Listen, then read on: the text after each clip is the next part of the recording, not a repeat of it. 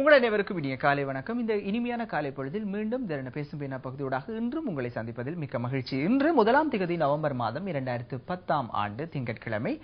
இந்த மாதம் உங்கள் அனைவருக்கும் இனிய மாதமாக அமைய வாழ்த்திக் கொண்டு திறன பேசும் பேனா பகுதியோடு இணைந்து கொள்வோம். கொலை, கோபம், சோம்பல், பொய், பொறாமை, கடுஞ்சொல் இவற்றை கனவிலும் நினைக்க கூடாது என்றும், அதே போல புகைத்தல், கள் போன்ற தீய பழக்கங்களை அறவே ஒழிக்க வேண்டும் என்றும் சொல்லப்பட்டிருக்கிறது. அவை மாத்திரம் அல்லாமல் பதற்றத்தோடு எந்த ஒரு செயலையும் செய்யக்கூடாது என்றும், நிதானமாக ஒரு செயலை செய்வதன் மூலம் இலகுவாக வெற்றி காண முடியும் என்றும் வள்ளலார் சொன்ன ஒரு செய்தியை இன்றைய திறன பேசும் என பகுதி நற்சிந்தனையாக அமைந்திருக்கிறது. எந்த ஒரு சந்தர்ப்பத்திலும் அதிகமாக கோபப்படுவதோ அல்லது கோபத்தை முற்றாகவே ஒழித்துக் கொள்வதோ மிகவும் சாலச் சிறந்தது. அதே போல கொலை செய்வது, பொய் சொல்வது போன்ற தீய பழக்கங்களை அறவோடு இல்லாது செய்து கொள்வது மிகவும் நல்லது என்றும், அவற்றை நாங்கள் கனவில் கூட நினைத்து பார்க்க கூடாது என்றும் சொல்லப்பட்டிருக்கிறது. இதே நேரத்தில் இந்த கள், புகை போன்ற பழக்கங்களுக்கு அடிமையானவர்கள் அவற்றை அறவே ஒழித்துக் கொள்ள வேண்டும் என்றும், அது உடலுக்கு மட்டுமல்லாமல் உங்களை உளரீதியாகவும் பாதிக்கும் என்றும் வள்ளலார் சொல்லியிருக்கிறார். ஆகவே பிறந்திருக்கும் இந்த மாதத்திலே நாங்கள் நற்காரியங்களை செய்ய ஆரம்பிப்போம். அப்படி நாங்கள் ஏதாவது தீய பழக்கங்களுக்கு உட்பட்டிருப்போமாக இருந்தால் சற்று படிப்படியாக அவற்றை குறைத்துக் கொண்டு வாழ்க்கையில் நல்ல மனிதர்களாக வாழ வேண்டும் என்று சொல்லிக்கொண்டு திறன பேசும் என பகுதியோடு இணைந்து கொள்வோம். முதலில் இந்த தினம் வழியாகிய தினகரன் பத்திரிகையை பார்ப்போம். தினகரன் பத்திரிகையின் பிரதான தலைப்புச் செய்தியாக இலங்கையின் அபிவிருத்திக்கு மேலும் சீன உதவி, ஜனாதிபதி மஹிந்தவிடம் சீன பிரதமர் உறுதி என்ற செய்தியை தினகரன் பத்திரிகையின் பிரதான தலைப்புச் செய்தியாக அமைந்திருக்கிறது. இலங்கையின் எதிர்கால அபிவிருத்தி இலக்கை வெற்றி கொள்ள சீனா சகல ஒத்துழைப்பையும் வழங்கும் என சீன பிரதமர் வென்ஜியாவோ ஜனாதிபதி மஹிந்த ராஜபக்சவிடம் உறுதியளித்திருக்கிறார். இரு நாட்டு தலைவர்களுக்கும் இடையிலான முக்கிய பேச்சுவார்த்தை ஒன்று சீனாவின் ஷங்காய் நகரில் இடம்பெற்றது என்றும் அந்த செய்தி தொடர்ந்து செல்கிறது. அதனோடு தொடர்புபட்ட புகைப்படமும் பிரதான புகைப்படமாக தினகரன் பத்திரிகையின் முற்பக்கத்தில் பிரசுரிக்கப்பட்டிருக்கிறது. தமிழ் கட்சிகளின் அரங்கம் தீர்வை முன்வைக்க திட்டம், தமிழ் தேசிய கூட்டமைப்புடன் பேசவும் முடிவு என்ற செய்தியும் காணப்படுகிறது.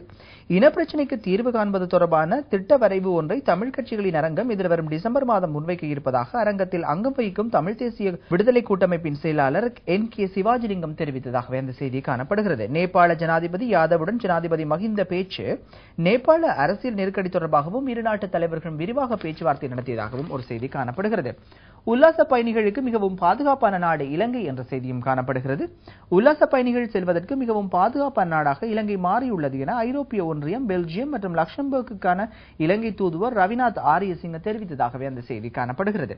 6.5 கோடி ரூபாயில் 52 உளவு இயந்திரங்கள் வடபகுதி மக்களுக்கு வழங்கவென இன்று இந்தியாவினால் இலங்கைக்கு அன்பளிப்பு என்ற செய்தியும் காணப்படுகிறது. 70 கைபேசிகளை உடலில் ஒடிந்து வந்த இலங்கை பெண் சென்னையில் வைத்து கைது செய்யப்பட்டதாகவும் ஒரு செய்தி காணப்படுகிறது. கொழும்பிலிருந்து சென்னைக்கு உடலில் கையடக்க தொலைபேசிகளை மறைத்து கடத்தி வந்த இலங்கை பெண்ணை இந்திய சுங்க அதிகாரிகள் கைது செய்திருப்பதாகவே அந்த செய்தி காணப்படுகிறது. ரிசானாவுக்கு விடுதலை வேண்டி மூதூரில் கண்ணீர் மல்க பிரார்த்தனை செய்யப்பட்டதாகவும் ஒரு செய்தி காணப்படுகிறது.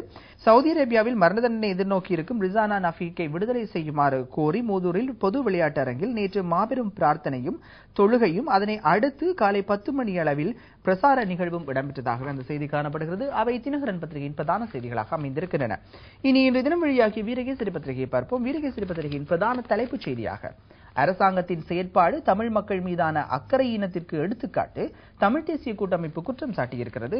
தீர்வு தொடர்பிலும் மௌனம் எனவும் விசனம் என்ற செய்தியை வீரகேசரி பத்திரிகையின் பிரதான தலைப்புச் செய்தி. நல்லிணக்க ஆணைக்குழு முன் இவ்வாரம் சம்பந்தன் சாட்சியம், அம்பாறை திருமலையிலும் அமர்வுகள் இடம்பெறும் என்ற செய்தியும் காணப்படுகிறது. இதே நேரத்தில் சர்வதேச சதி எதுவும் இலங்கையில் இல்லை, அரசாங்கத்தின் சதித்திட்டமே நாட்டில் உள்ளது, அனைத்து பெற்றோரும் வீதியில் இறங்க வேண்டும் என்கின்றார் சோமவங்ச அமரசிங்க என்ற செய்தியும் காணப்படுகிறது. அனைத்து மத தலைவர்களையும் உள்ளடக்கி மதக்குழுக்கள் அமைக்கப்பட வேண்டும், நல்லிணக்கத்தை ஏற்படுத்தும் நடவடிக்கை என்கின்றார் பிரதமர் என்ற செய்தியும் வீரகேசரி பத்திரிகையிலே ஒரு முக்கிய செய்தியாக காணப்படுகிறது. இனி இந்த தினம் வழியாகி சுடரொளி பத்திரிகையை பார்ப்போம். சுடரொளி பத்திரிகையின் பிரதான தலைப்புச் செய்தியாக ராணுவ நீதிமன்றம் ஒன்றினால் MP பதவியை பறிக்க முடியாது, ஐரோப்பிய நாடுகளை உதாரணம் காட்டுகிறார் எதிர்க்கட்சித் தலைவர் என்ற செய்தியை சுடரொளி பத்திரிகையின் பிரதான தலைப்புச் செய்தி. உலகில் ஜனநாயக நாடென்ற முறை நடைமுறையில் உள்ள நாடுகளில் நாடாளுமன்ற உறுப்பினர் பதவி ராணுவ நீதிமன்ற தீர்ப்பினால் பறிக்கப்பட்டதில்லை. அதேபோன்று ராணுவ நீதிமன்றத்தினால் நாடாளுமன்ற உறுப்பினர் பதவியை பறிக்க முடியாது, நாடாளுமன்ற உறுப்பினருக்கு சிறை தண்டனை விதிக்கவும் முடியாது. ஐரோப்பிய நாடுகளில் சமீபத்தில் நான் மேற்கொண்ட விஷயத்தின் போது அந்நாடுகளின் நாடாளுமன்ற உறுப்பினர்களை சந்தித்து அறிந்து கொண்ட விடயம் இவை என்று ரணில் விக்ரமசிங்க தெரிவித்திருப்பதாகவே அந்த செய்தி காணப்படுகிறது. இலவச கல்வி ஒழிக்கப்பட்டால் காடையர்களை உருவாக்குவர் JVPயின் தலைவர் சோமவங்ச கூறுகிறார். இந்திய அமைச்சர் கிருஷ்ணா 25ஆம் தேதி இலங்கைக்கு வர இருப்பதாகவும் ஒரு செய்தி காணப்படுகிறது. இதே நேரத்தில் தாய்லாந்தில் கைதான இலங்கை தமிழரின் 53 பேர் விடுவிக்கப்பட்டனர் என்ற செய்தியும் சுடரொலி பத்திரிகையின் பிரதான செய்திகளாக இடம் பிடித்திருக்கின்றன. இத்துடன் திறன பேசும் பேனா பகுதியை நாம் நிறைவு செய்து கொள்கின்றோம். மீண்டும் திறன பேசும் பேனா பகுதி வழமை போல நாளைக்கும் இடம்பெறும். சிங்கள மற்றும் ஆங்கில செய்திகளை உடனுக்குடன் தெரிந்து கொள்ள www.adadirana.lk பார்வையிடுங்கள். வணக்கம்.